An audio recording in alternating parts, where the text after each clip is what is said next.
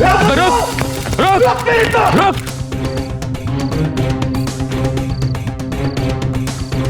अरे किधर भाग गया साले?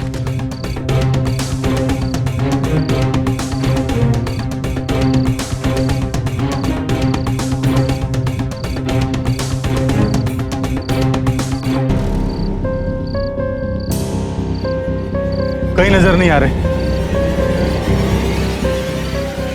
पता नहीं कहां चले गए। उस तरफ गए होंगे। अरे नहीं नहीं, यहीं कहीं आसपास छुपे होंगे साले। इस गांव से बाहर नहीं जाना चाहिए, वरना वो ठेकेदार हमें कच्चा चबा जाएगा। मुझे लगता है बस अड्डे की तरफ गए होंगे। चलो वहीं जाकर देखते हैं। चलो।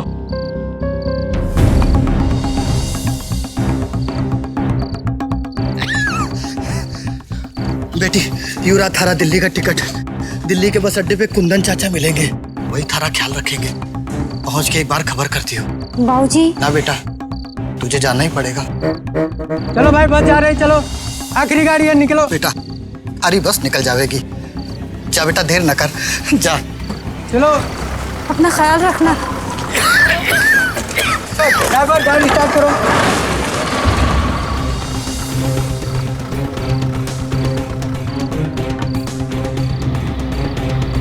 वो रहे बलदेव और उसकी छुरी।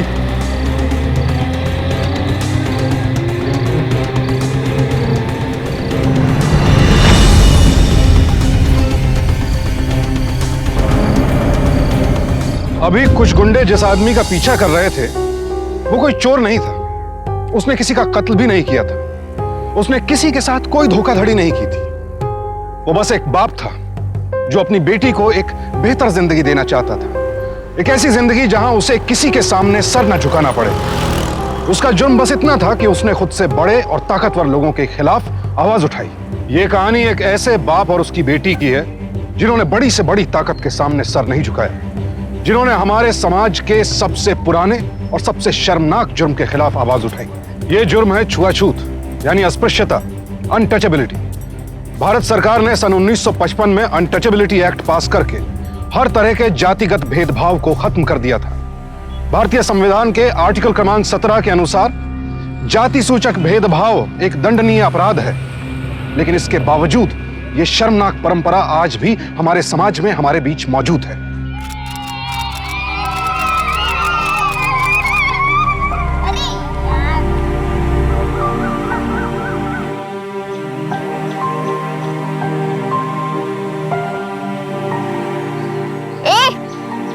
इतने खेले ना आवे क्या? देख मैं दिखाती हूँ कैसे खेले जावे हैं ये खेल। हमें ना सिखा कैसे खेला जावे ये खेल। कपड़े देखे बदबू आते। शी दूर हट। हाँ तो क्या हो गया, तो क्या रोज नए कपड़े पहनती है? तू दलित जात के तो दलित ही रहेगी, ज्यादा बोल मत। और हम दलितों के साथ नहीं खेलते। चल हट, तूने हमारी जगह गंदी कर दी। अब हम यहाँ कैसे खेलेंगे? चलो हम नई जगह खेलने जाते हैं। चलो।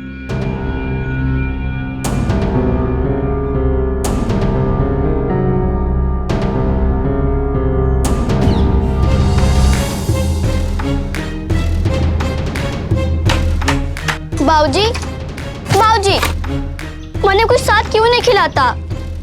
क्या बात हो गई रे बेटा? वो चौराहे पे सब लड़कियां खेलती है पर मुझे नहीं खिलाती। कहती कि तू दलित जात है। उसके पास तो बस्ता गिल स्कूल भी जाती है, मैं तो स्कूल भी नहीं जाती हूँ। बाबूजी, दलित होता क्या है? पाप हुए है बेटा, और वो भी पिछड़े जन्म का, जो हमें इस जिंदगी में भुगतना पड़े है। इन ऊंची जात के लोगन के सामने सिर झुका के रहना पड़े है। हमें इनसे दूर हटके चलना पड़ा है ताकि हमारी छाया भी इन पे ना पड़ सके, नहीं तो बेचारे ये अशुद्ध हो जावे हैं। अब समझ में आया था रे? चल अब भीतर चल के हमारे साथ खाना बनाने में हमारी मदद कर। चल। नहीं जाना मारे को। बहस ना करे हमारे से, चल भीतर।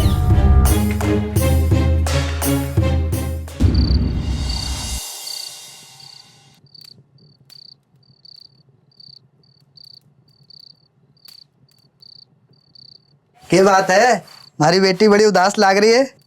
देख मैं थारे लिए क्या लेके आया हूँ। का? हमारे लिए? ना, मैं सोच रहा था कि स्कूल में दाखिला ले लूं, थोड़ा पढ़ लिख लूंगा। अरे थारे लिए नहीं लाऊंगा तो क्या थारी अम्मा के लिए लाऊंगा।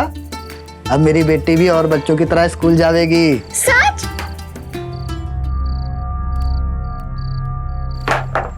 इधर ध्यान दे ले। ये फिजूल की बातों में समय की बर्बादी ना करे तू। और तुम ये क्या सपने दिखा रहे हो उसने? पढ़ाई लिखाई करके ये कोई पहाड़ ना उखाड़ लेगी। लड़की जाते घर का काम काज सीखे, और मैं कहूँ इंसान को उतना ही पाँव पसारने चाहिए जितनी लंबी उसकी चादर हो गए। क्यों कलेश खड़ा कर रही है? अरे मन है लड़की का पढ़ने का। मन के होने से कुछ नहीं होता, मन मार के बैठने से भी कुछ ना होता। तुमको मालूम है कि हमारी औकात ना है इसने पढ़ाने की। तो औकात हो जाएगी। अरे पूरी जिंदगी हमने निकाल दी गधा मजदूरी करते करते, अब अपनी बेटी को तो इज्जत की जिंदगी दे सके हैं, या इतना भी हक नहीं है हमें? तुमसे कुछ कहने का कोई फायदा ना है, करनी तो तुमने अपने मन की है।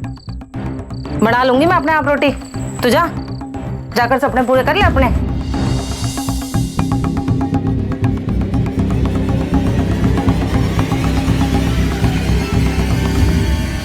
बाबूजी, आप छोटे थे तो स्कूल गए थे क्या? ना बेटा, बनने तो ना गया, पर थारे से बहुत उम्मीद है, हैं? खूब मन लगा कर पढ़ियो, कोई बड़ा काम करियो। बड़ा काम मतलब? बड़ा काम मतलब ऐसा काम कि जिससे तेरे बाबूजी को अपनी बेटी पे गर्व होवे, ठीक है? ओ बलदेव, तेरा दिमाग फिर गया क्या? तन्ने पता नहीं है थारी जात के लोगों के यहाँ चप्पल डाल के चलने का अनुमति ना है, फिर अंधाधुंध चला रहा है। गलती हो गई सरकार, याद नहीं रहा सरकार। थारी याददाश्त के चक्कर में सब अशुद्ध हो गया, अब शुद्धिकरण करवाना होगा। निकाल रहा हूँ सरकार, निकाल रहा हूँ। ये बच्ची किसी और की है ना? मारी है सरकार। इसकी चप्पल उतारने के लिए तुझे न्योता देना पड़ेगा। सरकार, छोटी बच्ची है, नंगे पांव चलेगी तो कंकड़ पत्थर लग जाएंगे। देख बलदेव, बच्ची हो या बड़ी, यहाँ दलित जात के लोगों को चप्पल डाल के चलने की अनुमति ना है। बस सरकार, मैं इसे गोद में ले लेता हूँ। गोद में लेके जाना, दलित कहीं का। बाबूजी, वो आप पे चिल्ला क्यों रहे थे? अरे कुछ नहीं बेटा, कुछ नहीं। बाबूजी, उन्होंने आपकी चप्पल क्यों उतरवाई? और ये शुद्धिकरण क्या होता है बाबूजी? बेटा ये छोटी छोटी चीज पे ध्यान मत दे, पढ़ाई पे ध्यान दे। देख, मैंने थारी अम्मा से लड़ाई झगड़ा करके तुझे स्कूल में एडमिशन कराया है। एक बच्चे को क्या पता कि ये समाज उसके पैदा होते ही उस पर जाति और धर्म का एक ठप्पा लगा देता है। 9 साल की संतोष भी इस भेदभाव को नहीं समझ पा रही थी। उसे नहीं पता था कि यह शर्मनाक प्रथा सदियों से चली आ रही है। तब से अब तक जमाना बदल चुका है, दुनिया कहां की कहां पहुंच गई, लेकिन यह शर्मनाक प्रथा पीछे नहीं छूटी है। एक अनुमान के अनुसार हमारे देश की आबादी की 24% जनता अनुसूचित जाति और जनजातियों से संबंध रखती है। यानी हमारे देश के 24% लोगों को आज भी किसी न किसी तरह का भेदभाव झेलना पड़ता है। और इनमें से लाखों लोग तो ऐसे हैं जिन्हें अपनी 2 जून की रोटी तक के लिए दर दर की ठोकरें खानी पड़ती है। और हैरत की बात यह है कि आज भी समाज का एक तबका इन लोगों को नीची नजर से देखता है। इन्हें ना तो समाज में बराबर की हिस्सेदारी दी जाती है, ना ही इज्जत, और ना खुद को साबित करने का भरपूर मौका। संतोष बेहद मासूम थी। वो अक्सर अपने पिता से इस बारे में सवाल किया करती, और उसके सवालों में एक मासूमियत थी और साथ ही साथ एक कड़वा सच भी। वो जानना चाहती थी कि आखिर वो और बच्चों से अलग क्यों है, उसे क्यों कमतर समझा जाता है सबसे, लोग उसके और उसके परिवार के साथ इतना बुरा बर्ताव क्यों करते हैं। और उस मासूम बच्ची के ये सवाल भारत के हर नागरिक के सवाल होने चाहिए। हाँ तो बच्चों, महात्मा गांधी समाज में समानता के समर्थक थे। उन्होंने जातिवाद की घोर निंदा की। उन्होंने कहा था कि ये पूरा समाज एक परिवार के जैसा है, यहाँ ना कोई छोटा है ना बड़ा, सब मेरे अपने हैं और मैं उनका हूँ। हाँ तो बच्चों, बापू की इस कथन से हमें क्या शिक्षा मिलती है, बताओ? कौन बताएगा? हाथ ऊपर करो। हैं? तू बताएगी? मास्टर जी, मुझे जवाब आता है। चुप, बढ़िया ही बोलने वाली। दलित जात के बच्चों को यहाँ बैठने दे रहे हैं, वही बहुत है। तू पढ़ लिख कर ऐसे भी क्या करेगी? बड़ी होकर तो तेरी माँ के साथ मेरे घर पे आकर कचरा ही साफ करेगी ना। कोई आईएएस अफसर तो बनने वाले नहीं है तू। तू एक काम कर, अपनी माँ को बोल कि मुझे अच्छे से झाड़ू लगाना सिखा दे। अरे तेरे लिए वो शिक्षा ज्यादा अच्छी होगी स्कूल से, समझी?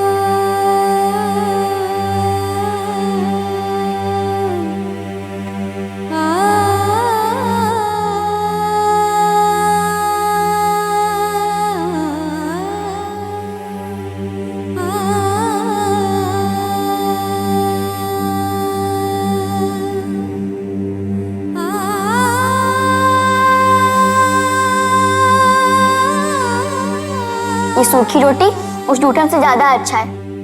और हम क्यों खाएं किसी का जूठा?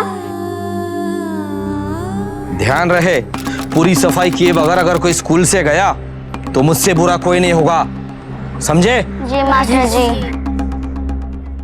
मास्टर जी हमेशा हमें ही सफाई करने को क्यों बोलते हैं, बाकी बच्चों को क्यों नहीं? बाकी बच्चे मेहनती नहीं है इसलिए वो हमें कहते हैं। उन्हें पता है हम बहुत मेहनती हैं। हाँ वो सब तो आलसी है, जहाँ गंदगी हो वहाँ ही बैठ जाते हैं। चल जल्दी साफ कर, घर भी जाना है।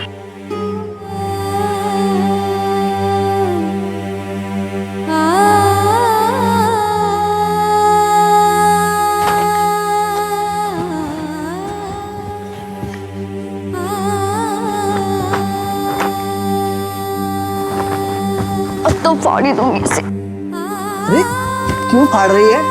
अरे क्यों फाड़ रही है? अरे शांत हो जा बेटा, शांत हो जा। मन्ने बताओ क्या हुआ है? बाबूजी मुझे नहीं पहनने कपड़े। क्यों? तने स्कूल नहीं जाना? जाना है पर ये बोलते मुझे नहीं पहननी। पर हुआ क्या है ये तो बता दे। इसकी वजह से मुझे गंदे समझते हैं और मेरे साथ खेलते भी नहीं कोई लोग। बाबूजी लोग ऐसा क्यों करते हैं? अरे पागल है सब, वो लोग तुझसे डरते हैं और वो सोचते हैं कि तू उनसे जीत ना जाए, इसलिए नहीं खिलाते। नहीं बाबूजी ये बात नहीं है, कुछ तो बात है। नहीं बेटा कोई और बात ना है। है बाबूजी, वो लोग नीली वर्दी वाले को पे चूठन देते खाने को और मास्टर जी उनका नल का पानी भी नहीं पीने देते हम लोगों को। बेटा ये सब बेकार की बातें हैं, तू इन छोटी छोटी बात में दिमाग मत लगाया कर। तू सीधे स्कूल जाया कर और पढ़ के घर आ जाया कर। पर मास्टर जी हमारे को पढ़ने नहीं देते। मैं उनके किसी भी सवाल का जवाब देने के लिए हाथ खड़ी करती हूँ तो मेरी तरफ देखते भी नहीं है। वो हमारे को बिठाते ही नीचे और खाकी वर्दी वाले के ऊपर, और स्कूल की छुट्टी होने के बाद मुझसे पूरा स्कूल भी साफ करवाते। मुझे नहीं पहनना, मुझे वो पहनना है वर्दी वाले कपड़े, मैं ये नहीं पहनूंगी। तो चुप हो जा मेरी बच्ची, है थारी समस्या ये वर्दी है ना, मैं थारे लिए खाकी वर्दी ले आऊंगा। अब रोना बंद कर और खुश हो जा। मेरी बहादुर बेटी छोटी छोटी बात पे रोएगी तो बड़े बड़े काम कैसे करेगी?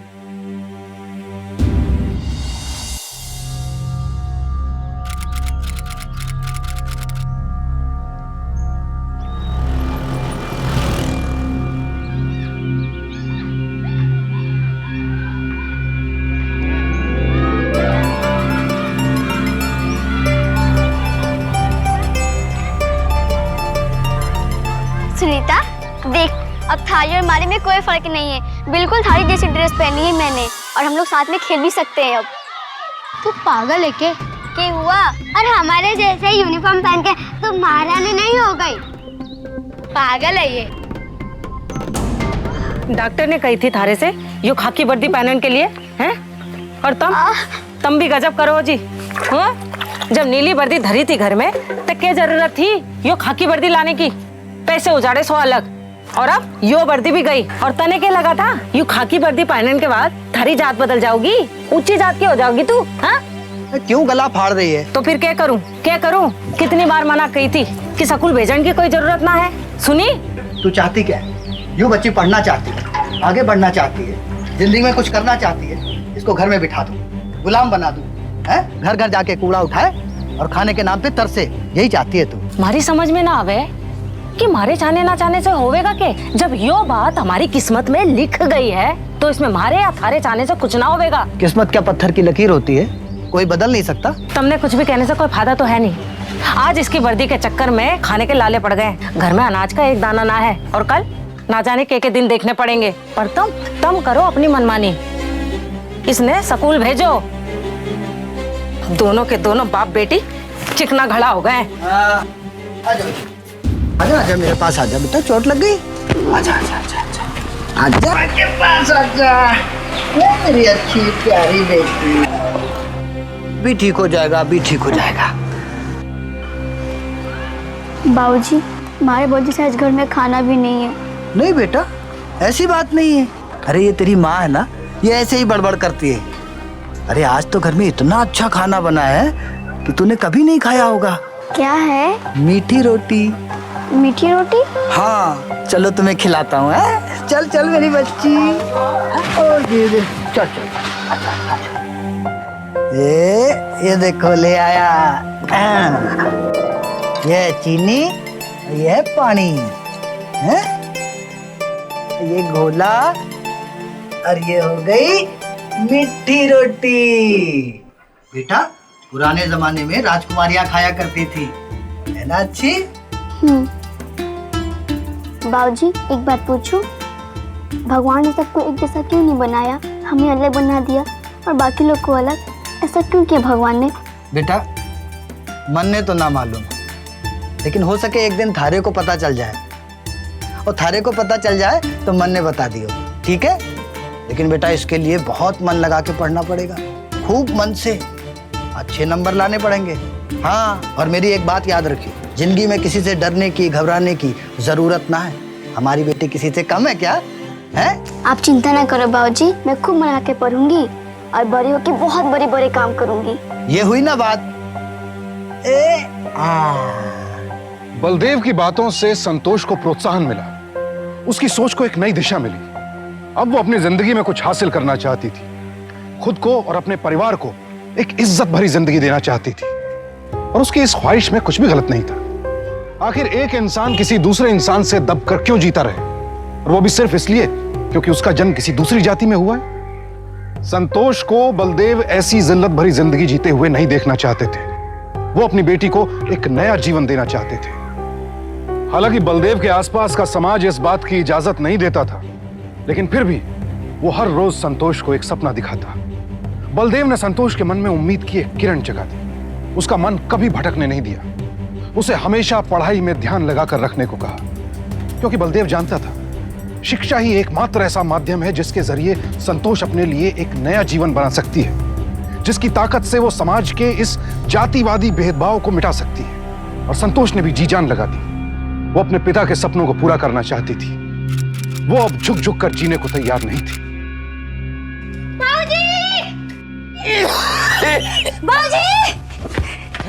अरे क्या हो गया? हमारी बेटी तो आज हवाई जहाज पे सवार हो रही है। बात ही कुछ ऐसी है बाबूजी, ये देखो रुके, आपकी बेटी को दिल्ली की कॉलेज में स्कॉलरशिप मिली है। स्कॉलरशिप? छात्रवृत्ति बाबूजी, दिल्ली के कॉलेज में मारी को पढ़ने के लिए बुला रहे और सारा खर्चा सरकार उठावेगी। मुझे मालूम था कि मेरी बेटी मेरा नाम रोशन करेगी। अभी कुछ रोशन ना हुआ है बाबूजी, अभी तो दिल्ली जाके हमारे सपनों की शुरुआत होगी और उसके बाद देखना मैं आपका नाम कैसे रोशन करती हूँ। भगवान तुझे खूब तरक्की दे। कोई जरूरत ना है कहीं जाने की, और तू ज्यादा सपने ना देखे। थारी स्कूल की पढ़ाई होनी थी सो होली है। माँ सरकार हमारी पढ़ाई का सारा खर्च सह रही है। मैंने कहा ना संतोष, तू कहीं ना जाने की।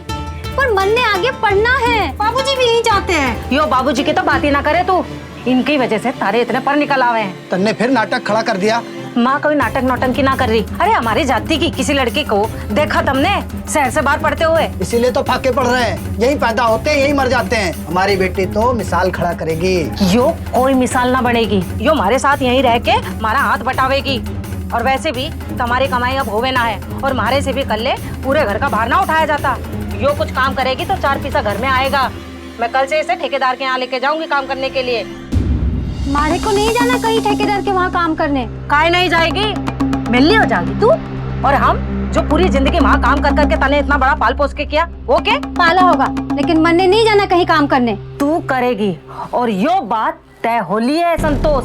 तो क्यों लड़की की तरक्की में बाधा बन रही है? तुम तो बोलो मत। मन ने आगे की पढ़ाई पूरी करनी है, पढ़ाई नहीं छोड़नी है मन ने। अरे यो क्या तूने पढ़ाई की रेट लगा रखी है? हाँ, पढ़ाई से पेट ना भरे है, पेट भरे पीसा। यो हाल रहा ना तेरे बाप का, तो यो ऐसे ही घर में बीमार पड़ा मर जाएगा।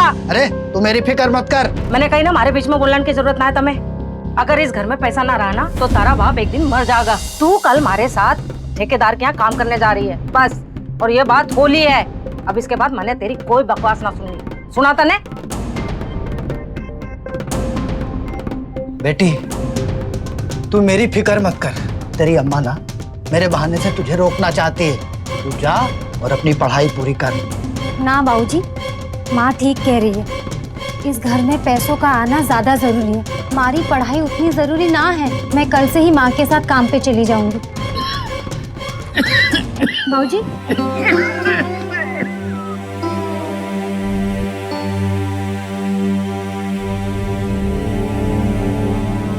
राम राम मालकिन। आ गई महारानी।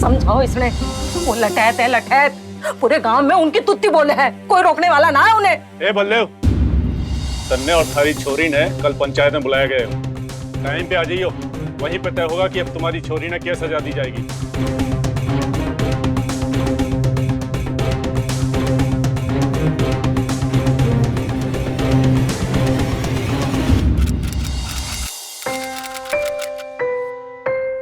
काड़ो, रामो, तुम मालिक। अबे क्या भी उस छोरी ने उठा के लाओ। कल पंचायत अपना फैसला बाद में सुनाएगी, पहले मैं अपना फैसला सुनाऊंगा। ससुरी ने ऐसी सजा दूंगा कि जिंदगी भर याद रखेगी। जाओ ठाक लाओ ससुरी ने। जी मालिक।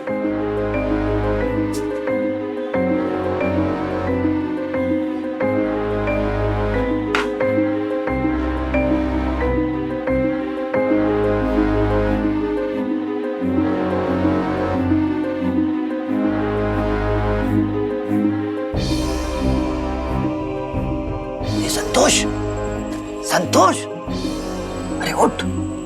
भाऊजी, अरे चलना। कहाँ जाना है? अरे बस अड्डे, वहीं से तू शहर निकल जाना। लेकिन कल तुम्हारी वो पंचायत। अरे पंचायत की चिंता छोड़ दे, यहाँ पे मैं संभाल लूंगा।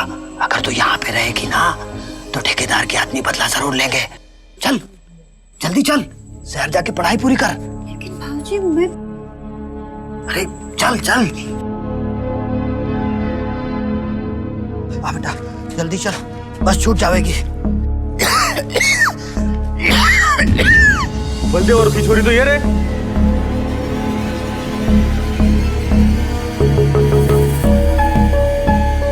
ए बलदेव इधर आ, इधर आ। ए रुक बलदेव, ए रुक बलदेव, रुक बलदेव।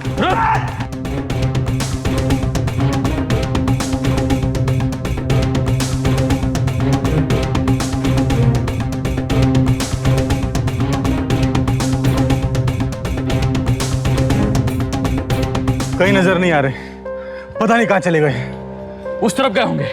अरे नहीं नहीं, यहीं कहीं आसपास छुपे होंगे साले। अरे मने लगता है वो निकल गया। इस गांव से बाहर नहीं जाना चाहिए, वरना वो ठेकेदार हमें कच्चा चबा जाएगा। मुझे लगता है बस अड्डे की तरफ गए होंगे। चलो वहीं जाकर देखते हैं। चलो चलो काठीपुरा हनुमानगढ़, काठीपुरा हनुमानगढ़। चलो भाई टिकट लो, फटाफट फटाफट टिकट लो। हनुमानगढ़ दिल्ली। भैया एक दिल्ली का टिकट देना।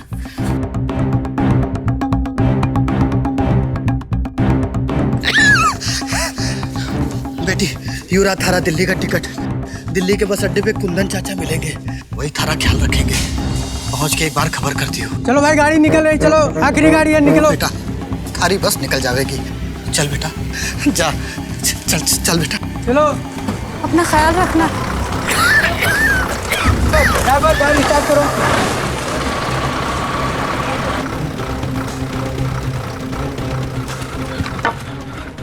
वो रहे बलदेव और उसकी छोरी।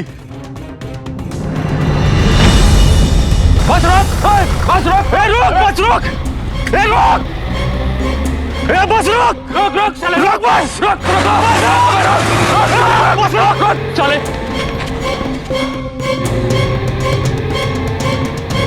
संतोष को गांव से बाहर भेजकर बलदेव ने बड़ी हिम्मत का काम किया।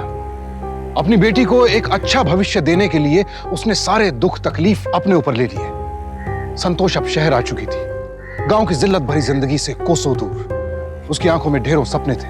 वो अब एक बड़े कॉलेज में अपने नए जीवन की शुरुआत करने जा रही थी, एक नई उम्मीद, नई उमंग और नए जोश के साथ। अपने अतीत को पीछे छोड़ना चाहती थी वो। उसका निश्चय दृढ़ था और विश्वास अटल। अब वो रुकने वाली नहीं थी।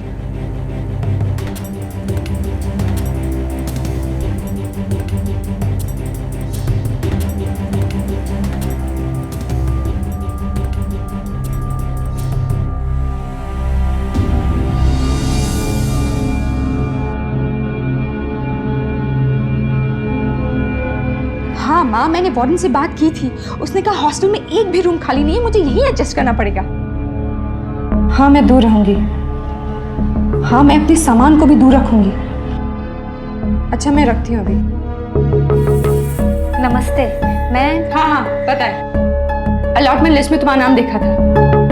पता नहीं मुझे ही दलित जात की लड़की के साथ रूम क्यों शेयर करना पड़ रहा है। अच्छा सुन, ये सब मेरा सामान है, इसको तू नहीं छुएगी, और स्पेशली ये जग और ग्लास, इसको तू टच नहीं करना, और मेरे कपड़ों को तू बिल्कुल हाथ नहीं लगाएगी, वरना एक एक कपड़े को मुझे जलाना पड़ेगा।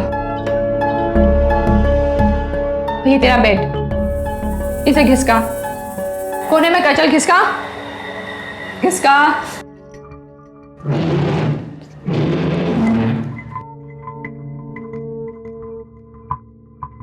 चल चल आगे बढ़, उस तरफ जा जा।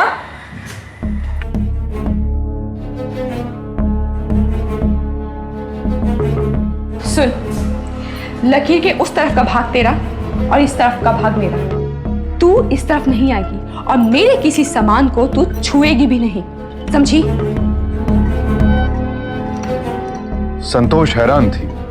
उसने सोचा था कि शहर आकर शायद उसको इस तरह के बर्ताव से मुक्ति मिल जाएगी, लेकिन पहले ही दिन उसका इस हकीकत से सामना हो गया कि बड़े से बड़ा शहर भी जातिवाद से अछूता नहीं है।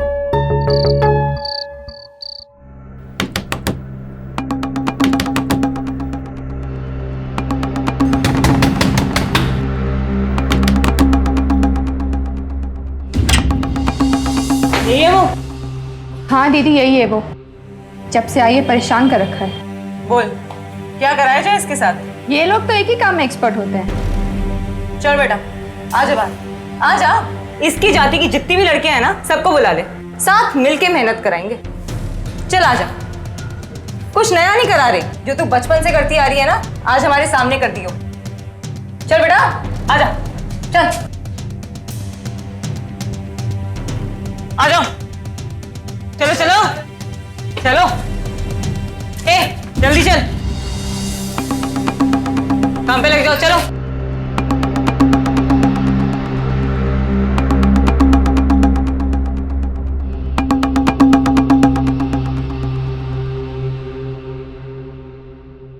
चल शुरू हो जा।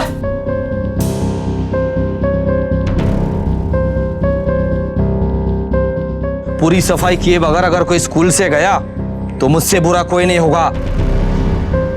और मेरी एक बात याद रखियो, जिंदगी में किसी से डरने की, घबराने की जरूरत ना है।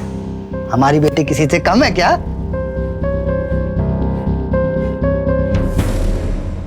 मारे से ये ना होगा। क्यों? भूल गई कैसे होती है गंदगी साफ? कुछ नहीं भूली हूँ, इसलिए मारे से ये हरगिज ना होगा। नहीं करेगी? बिल्कुल नहीं करूंगी। चुपचाप साफ कर, वरना हाथ पकड़ के साफ कराऊंगी। चल। अगर किसी ने भी मेरे साथ जबरदस्ती करने की कोशिश की ना, मैं सीधा वार्डन को जाके कंप्लेन कर दूंगी। धमकी दे रही है? तू हमें धमकी दे रही है? ए वार्डन आ रही है, वार्डन आ रही है। बचने वाली नहीं है तू, समझी? चलो चलो चल चल। संतोष को समझ आ गया था कि अपने लिए नई जिंदगी की तलाश करना इतना आसान नहीं है। शहर में हर तरफ नई इमारतें तो थी, लेकिन लोगों की सोच वही सदियों पुरानी। हर कदम पर कोई ना कोई उसे उसके बचपन की याद दिला देता था, और यह सब राजधानी के एक जाने माने कॉलेज में हो रहा था। संतोष की रूममेट गायत्री उसे बात बात पर नीचा दिखाती थी, और संतोष बार बार उसकी हरकतों को नजरअंदाज कर देती। वो तो बस अपनी पढ़ाई में ध्यान लगाना चाहती थी, लेकिन एक दिन संतोष के सब्र की हद हो गई।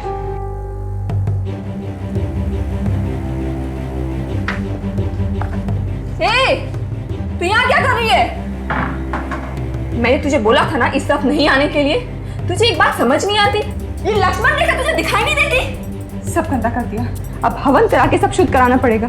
मेरी किस्मत खराब है कि एक दलित लड़की मेरी रूममेट है। बकवास ना कर, ये कमरा सिर्फ तेरा नहीं है, मारा भी है।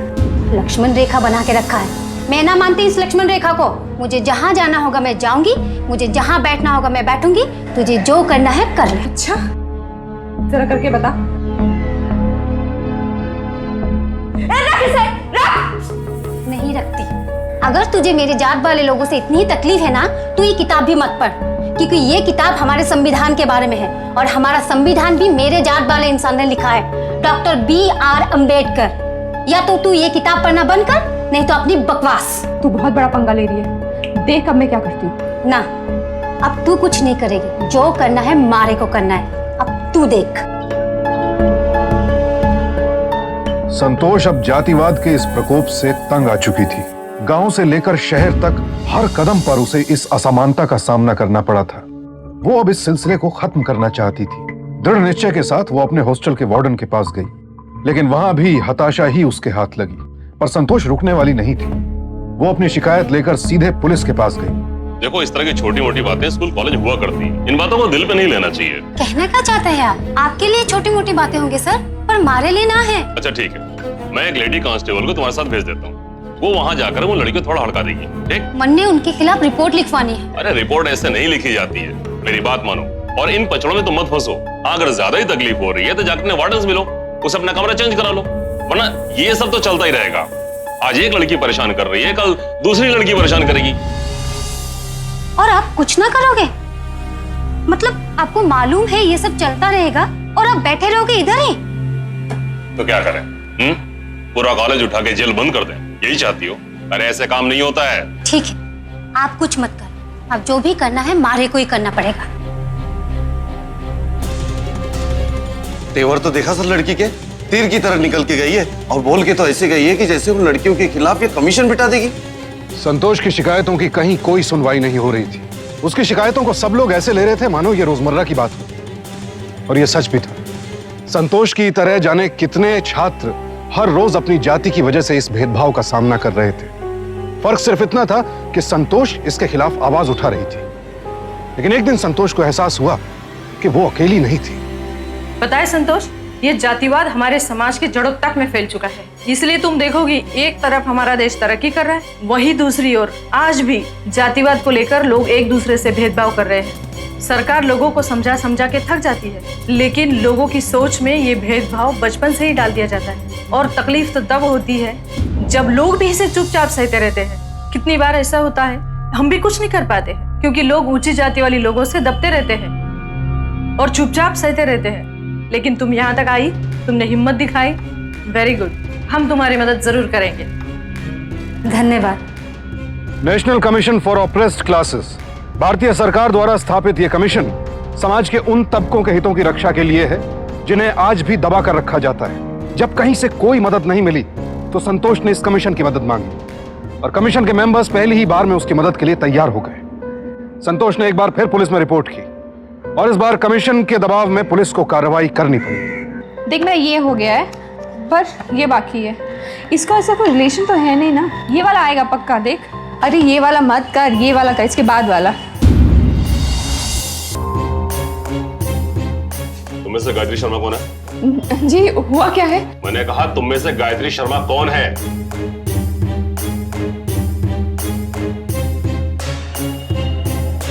तो पुलिस को लेके आई है? मैंने कहा ये छोड़ो, पहले ये बता तुम में से गायत्री शर्मा है कौन? जी मैं। ले चलो इसे। पर मैंने क्या किया है? तुम्हें हमारे साथ थाने चलना होगा। तुम्हारे खिलाफ हमारे पास अरेस्ट वारंट है।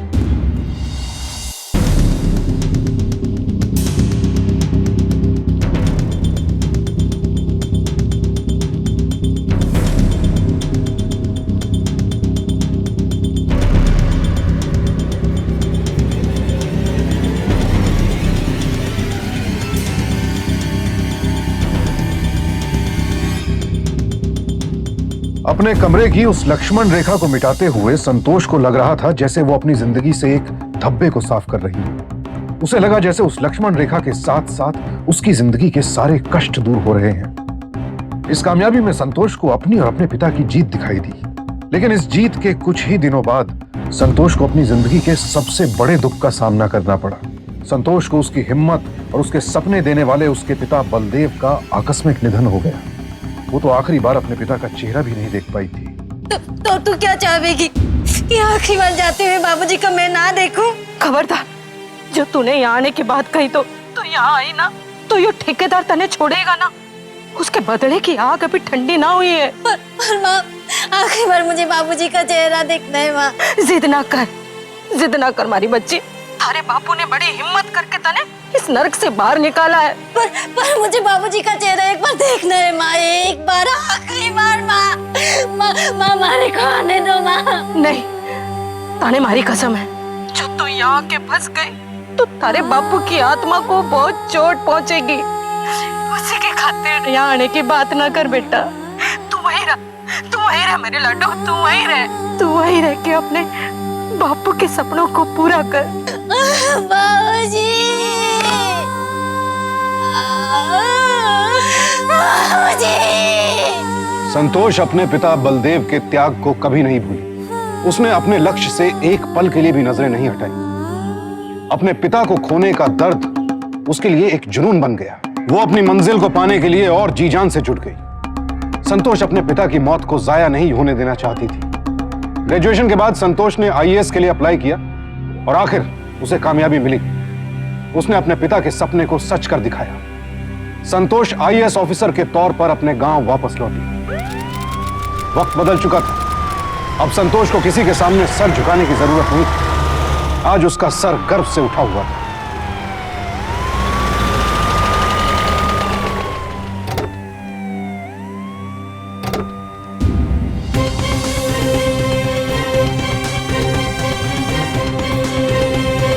पढ़ लिख कर ऐसे भी क्या करेगी? बड़ी होगा तो तेरी माँ के साथ मेरे घर पे आकर कचरा ही साफ करेगी ना।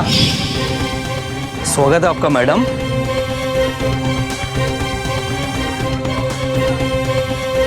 मास्टर जी, फिर कभी किसी बच्चे के साथ वैसा बर्ताव ना कीजिएगा जैसा आपने मारे साथ किया था।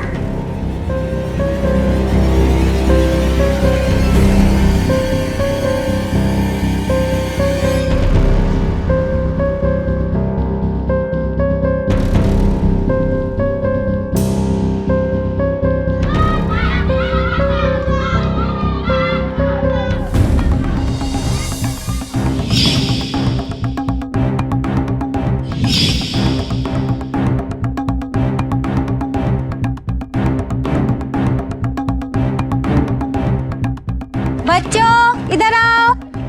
कैसे हो तुम लोग? अच्छे। आज मैं तुम्हारे लिए कुछ लेके आई हूँ, नई यूनिफॉर्म। नई यूनिफॉर्म? पांडे जी, इनकी यूनिफॉर्म ला दीजिए। अभी ले। और पढ़ाई कैसे चल रही है? अच्छे। घर में सब कैसे है? ये लीजिए। ये लो। नाम क्या है तुम्हारा? प्रियंका। तुम्हारा? श्वेता। श्वेता। वन। तन्वी। बहुत सुंदर नाम है तुम्हारा।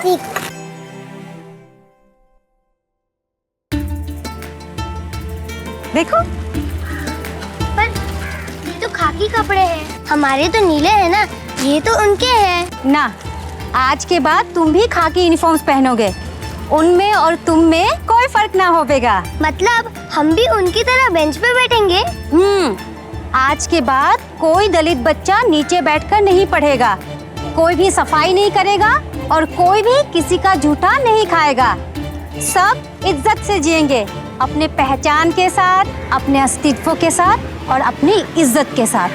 आज से सब बराबर।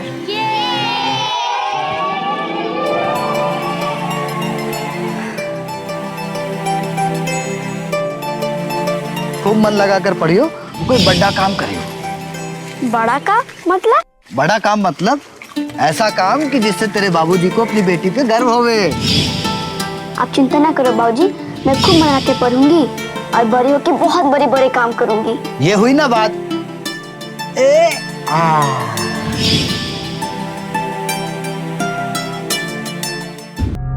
मालिक, हमारी बच्ची भूखे मर जाएगी। मन ने हमारी मेहनत का पैसा दे दो। अरे यार दलित जात, चाहे बाद में आइए, अभी रात में मेरा दिमाग खराब ना कर। हमारे पैसे दे दो मालिक। पैसा चाहिए तने? पैसा चाहिए ना? ले पैसा, पैसा चाहिए।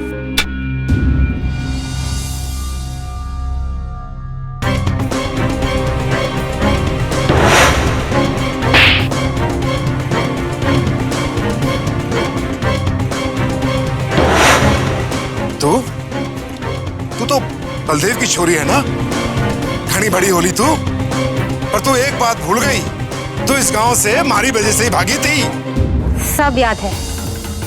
आज गांव वापस भी मैं थारे वजह से आई हूँ और अब की बार इस गांव की कलेक्टर बन के आई हूँ।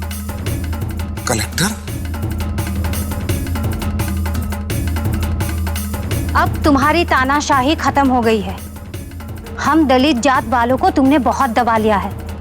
अब यहाँ ऐसा कुछ नहीं होगा। अब यहाँ सब हक से जिएंगे। ये लोग जो तुम्हारी नजरों में कीड़े मकोड़े जैसे हैं, इन सबको अभी बराबरी का हक मिलेगा। आज से इस गांव में कोई बड़ा या कोई छोटा नहीं होगा, सब बराबर के होंगे, सब अपने आत्मसम्मान से जिएंगे। जुग जुग जियो बेटी, जुग जुग जियो। आज मारे को बस एक ही दुख है कि आप मारे साथ ना है, लेकिन मैं जानती हूँ आपका आशीर्वाद हमेशा हमारे साथ होता है। आप ही हमारे इस कामयाबी की वजह हो। अगर आपने हिम्मत करके मारे को शहर ना भेजा होता तो शायद आज मैं भी वैसे ही जिंदगी जी रही होती।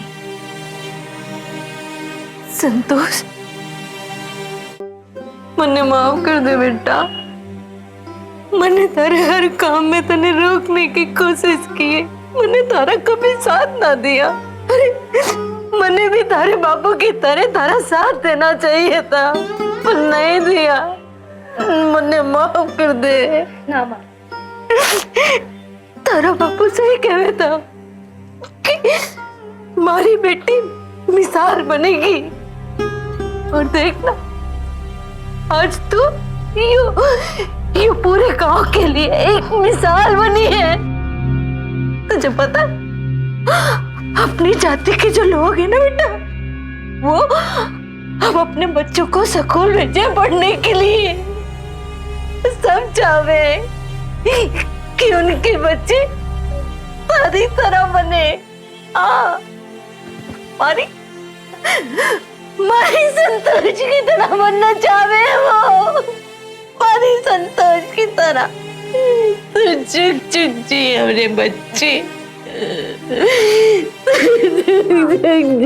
तारे मारे गए उम्र लग जावे।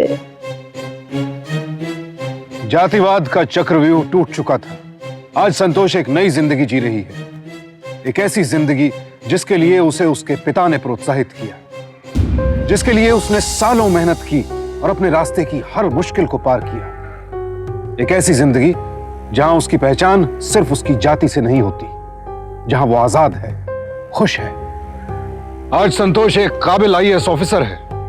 वो उन चुनिंदा लोगों में से है जिन्होंने जातिवाद और छुआछूत की इस भयानक प्रथा को तोड़कर उसे मात देकर अपने सपने पूरे किए। उसने साबित कर दिखाया कि इंसान की पहचान उसकी इज्जत उसकी जाति से नहीं, उसकी काबिलियत से होती है। महात्मा गांधी भी जातिवाद के पुरजोर विरोधी थे। उन्होंने कहा था कि कोई भी व्यक्ति जन्म से अछूत नहीं हो सकता, और अगर कोई शख्स ऐसा मानता है तो जाहिर है कि वो भगवान में भी विश्वास नहीं करता है। गांधी जी के ये शब्द जातिवाद की इस समस्या को बिल्कुल सही तरीके से सामने लाते हैं। जब भगवान हमें बिना किसी जाति के इस धरती पर भेजता है, तो फिर हम किसी को जाति के बंधन में बांधने वाले कौन होते हैं? और अगर कोई ऐसा करता है तो हमें उसके खिलाफ आवाज उठानी चाहिए। संतोष की कहानी हम सब के लिए एक मिसाल है। हम संतोष के जज्बे को सलाम करते हैं और उम्मीद करते हैं कि अब जातिवाद के इस चक्रव्यूह में कोई नहीं फंसेगा, और अगर कोई फंसता है तो वो इसके खिलाफ आवाज उठाएगा। हम उसके खिलाफ आवाज उठाएंगे। जुर्म के खिलाफ आवाज उठाने वाले लोगों की दुनिया में कमी नहीं है। कल रात 10:30 बजे आपसे फिर मुलाकात होगी एक और ऐसे ही शख्स की कहानी के साथ। सावधान इंडिया, इंडिया फाइट्स बैक।